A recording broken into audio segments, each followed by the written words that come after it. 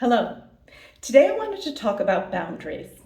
How many of you out there are uncomfortable setting boundaries or respecting boundaries? How many of you even know the purpose of a boundary? So today I wanted to talk about the importance of boundaries and how to understand if a wound is being triggered in relationship to boundaries. So we set boundaries in the external world and with ourselves as a protective measure. It is a way of ensuring that the needs that we have get validated and respected. And whenever we feel that we need to set a boundary in the external world or with ourselves, it is a way of ensuring that we respect our autonomy and our needs. So, how to know if something inside of you or inside of someone else is coming from a wound related to boundaries.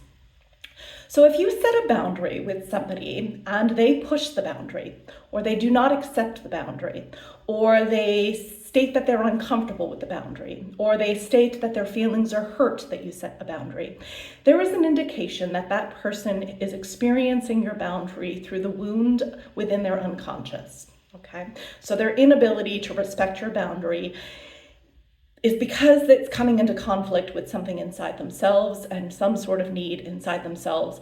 And they think that if they keep pushing you, you will give in and you will do what they want you to do.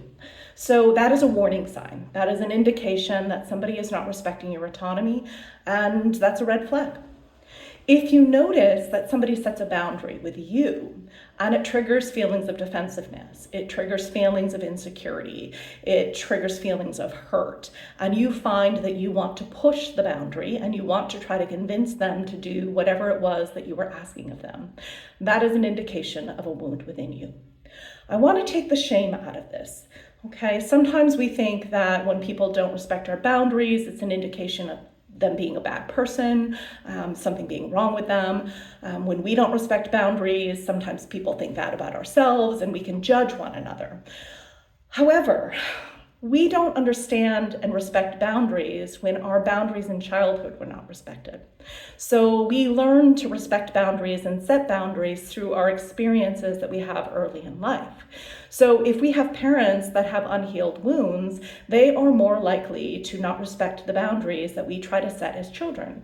And because we are children and we don't have a frontal lobe, we struggle understanding how to make sure our needs get met. And so we sometimes develop coping patterns that lead us to either not respect our own boundaries, not understand what our needs are, not set boundaries, or not respect somebody else's boundaries.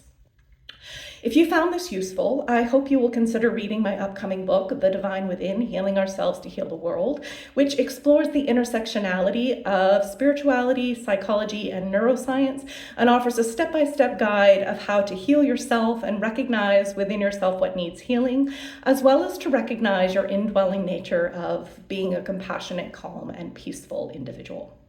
Sending you all deep love and appreciation wherever you are on your healing journey.